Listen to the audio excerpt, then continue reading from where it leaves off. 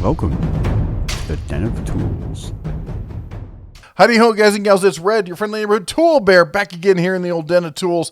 And today we're continuing our series this week leading up to 4th of July, aka Independence Day, by covering tools that are made in the USA. And today we're answering the question of, are Channellock tools still made in the great country that is the United States of America? Yeah, and the way we're doing it is by reviving another grand tradition, which is the Brief History of series.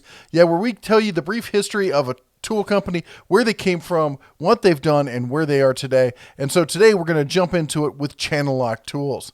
Now in 1885 in Evansburg, Pennsylvania, which is now called Canut Lake, I think, pronunciation, I don't know, by a blacksmith and farrier named George B. d'Arment. For those of you who don't know what a farrier is, it's someone who trims and shoes horses. It's hard work, and they don't have a standard size for horseshoes, believe it or not. So quite often, the guy who does the farrieing kind of stuff is also a bit of a blacksmith himself. Well, anyway, George here, he was frustrated because he felt that there were no really good farrier tools on the market, or at least near him. So he decided to design and manufacture his own tools. Now, other people saw these tools and they started asking him, hey, can you make me a set? And as often happens in these cases, it got to the point where the demand for his tools was outpacing his demand as a farrier. So he took the winter off, stayed back in his shop, making tools all winter, kind of like Kris Kringle there, going to town. And in 1886, he founded his company. He got himself a horse and a cart. And as soon as all the roads were dry, snow melted, rain cleared off and all that, he took off and just started going town to town and just kept going. Didn't come back. He just kept going until he sold off all his tools. And then he sold off the horse and the cart and then took a train back home. Yeah, that's some determination right there. So anyway, he did this for about 5 years and finally was able to get to the point where he could build up a full-time shop, have some people who would sell his tools for him. And that's when he decided to really, set it up as a company, and he called it the Champion Tool Company. Now, pro tip, if you're starting up a company and you think that one day you might make it big, don't use a really common kind of term or name, because everyone else and their brother is doing it. Back in the late 1890s, Champion was a really popular name. In the 1990s, Champion was a really popular name. 2020s, Champion's still a really popular name for a company. Just avoid common names like that and distinguish yourself somehow. It became a problem for him later on. It will become a problem for you. Anyway, but what wasn't a problem for him was the quality of his tools and their outstanding design. In fact, so good as such that the King of England, that is Edward VII, King of England, ordered a set of tools for his horses back home. When the King of England sending across the seas for your tools there, you're doing all right. Now, unfortunately, though, a few years after that, 1893, boom, economic crash. If you guys think economic crashes are a very rare thing, read a history book. They happen all the time. But 1893 was a pretty bad one. A huge depression, not even a recession, a depression hit and affected every sector of the economy. And to make matters worse, the teller at the local bank that he used, that George used there, that teller decided, you know what, screw this. I'm walking off with all the cash the bank had. Yep, just up and left. And of course, that was before things like the FDIC. But George wasn't the sort to give up. He went out and he raised some funds and he got the company going again. Talk about good old-fashioned American perseverance. In fact, by 1904, they were able to move into a 12,000 square foot shop in Medville, Pennsylvania. They added open-end wrenches, pliers, and other hand tools. Now, George stated at the time, he's like, this is what I want to found my company on. And I got to say, I got to applaud him, because I've always been a lead from the front sort of bear. And in this case, it's clear that he was too, because number one, good management is never far from the factory floor. 2, people are more important than machines. 3, bigger doesn't always mean better. And 4, dedication to excellence is the surest way to surmount adversity and to prosper. Do it right. Always be there. Don't worry about being big. Get it done right. And be a leader. Don't lead from the back. So he definitely did it right. And he raised 2 boys who wanted to go into the business with your old dad. And in 1911, George's two sons, Howard and Alman, they became partners in the company. And they said, we got to grow this thing. We got to add more stuff. So they added a line of hammers and some other stuff. And then by 1923, the company is just scooting along. They moved into a 33,000 square foot factory, again, still in Medville. And they've updated some things since then, but the company is still based in that same location. Now, in 1925, the company decided they had to change their name to differentiate themselves from all the other champions out there. So they became the Champion d'Arment Tool Company. Yeah, as I was saying, you gotta have it something a little bit special so people can distinguish you from other people. Now, in 1932, talk about distinguishing. 1932, their chief engineer, Howard Manning, invented what we call today now the Channellock pliers. Yep.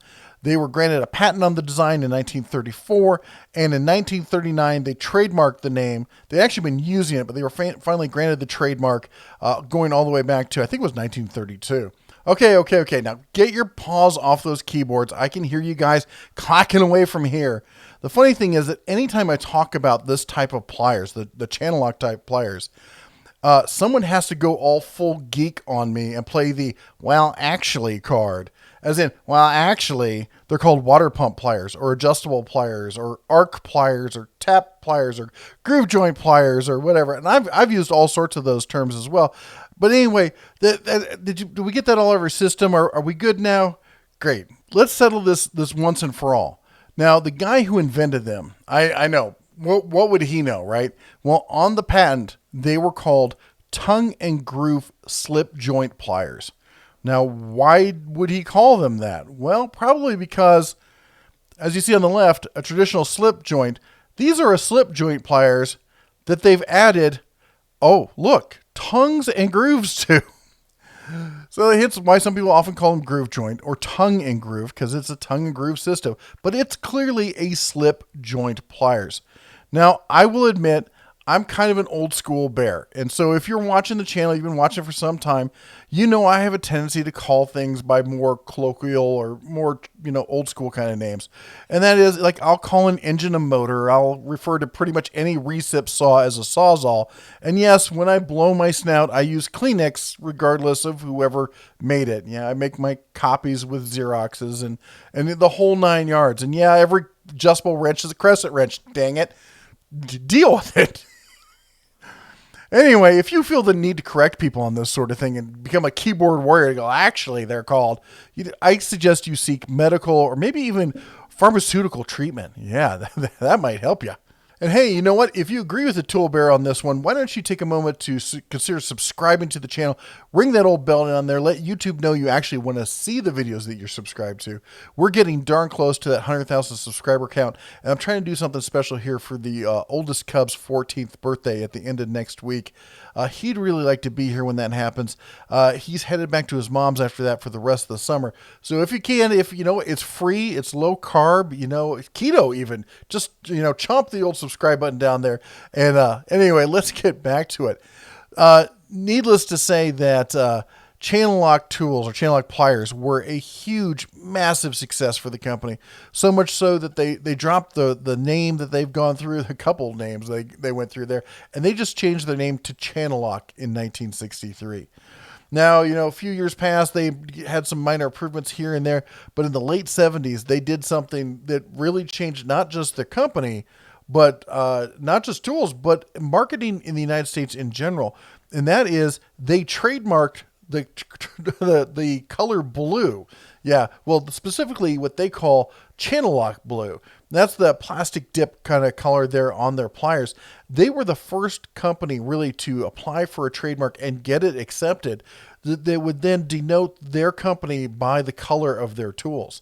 And that has affected not just tools, but the entire product industry, that now companies across different product lines are trying to brand themselves based on a color, that they own that color or that pattern or that design. They set the precedent for that. Unfortunately, they didn't have a chat with the plastic that they use because it has a tendency to not maintain that Channellock blue kind of color. You know what? But the tools themselves, they keep working. There's a couple of my old Channellock tools, some of the short nose, needle nose there, and the traditional, what do we gonna call them? Slip joint, tongue and groove. The Channellocks. Let's be honest, they're Channellock pliers. All right. Anyway. I know you're all asking, but Bear, what about the company? Let's get back. Let's talk about the company. How American is this company?